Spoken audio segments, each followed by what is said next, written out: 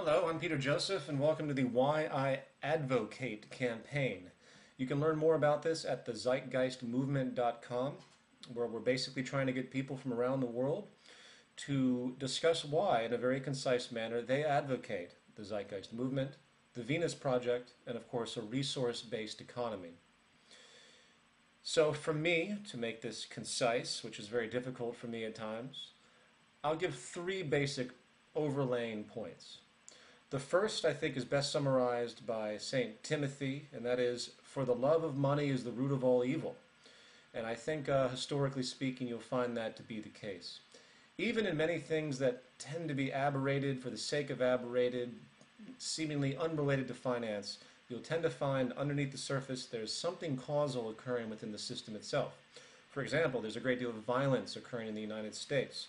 One of the most unique things that's been discovered recently by social scientists is that the degree of inequality in a current society, in a society, is directly proportional to the rates of violence across the whole spectrum of violent behavior.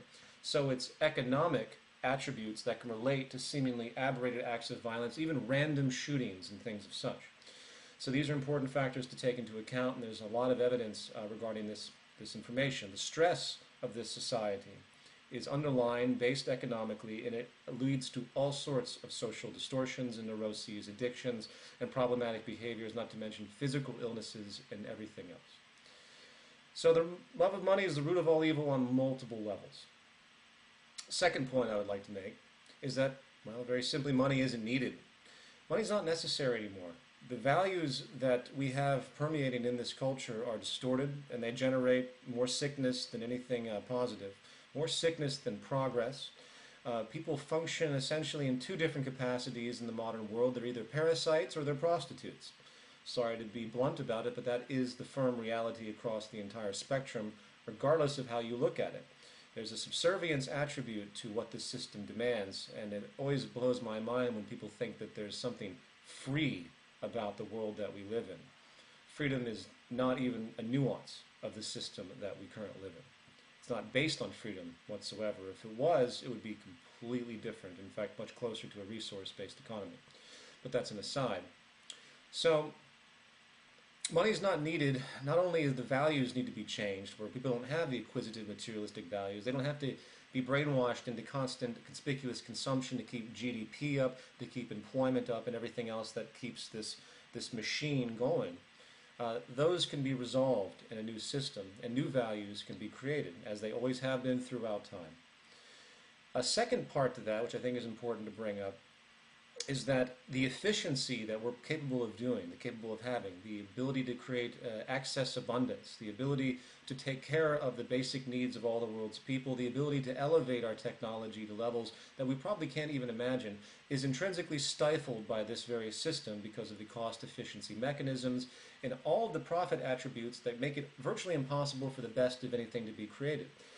We could raise society to the state of present-day knowledge, which, if you analyze today, we're probably about 100 years behind, to be perfectly frank.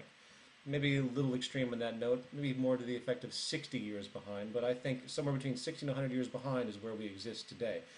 If we wanted to take modern knowledge and apply it towards renewable energies, production, and anything that we think is socially viable, you would see a cataclysmic change if that knowledge was simply applied and not hindered by the profit mechanism and the things that are required to make anything come to fruition in this culture.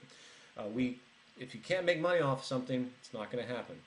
And the world you see around you is the result of that.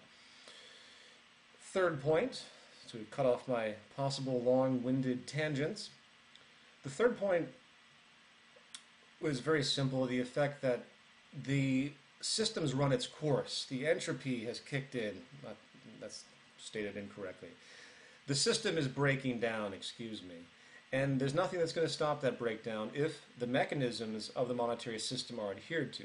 It's only if the mechanisms are bypassed and, say, gigantic amounts of debt relief is assumed, or things of that nature, or Manhattan projects, if you will, for, say, renewable energies.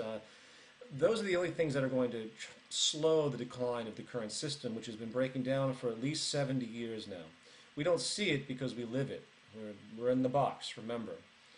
So as this system continues to fail, as the wars increase, as the social stresses increase, as the divisions of society increases, you're going to see a lot of social instability. And it's about time people realize that there's no solution anymore within the current order. We're going to have to do something different. We have to change our way of thinking if we expect to resolve this and to create a stable society, a steady state society that can actually take care of the 7 to 8 billion people that are on this planet, are going to be on this planet. So I'm going to leave it at that. Loose distinctions, but I hope everyone will go to the zeitgeistmovement.com and look into those points. And thank you for your time, and I hope to see a flood of such testimonials from all of you in the near future. Thank you.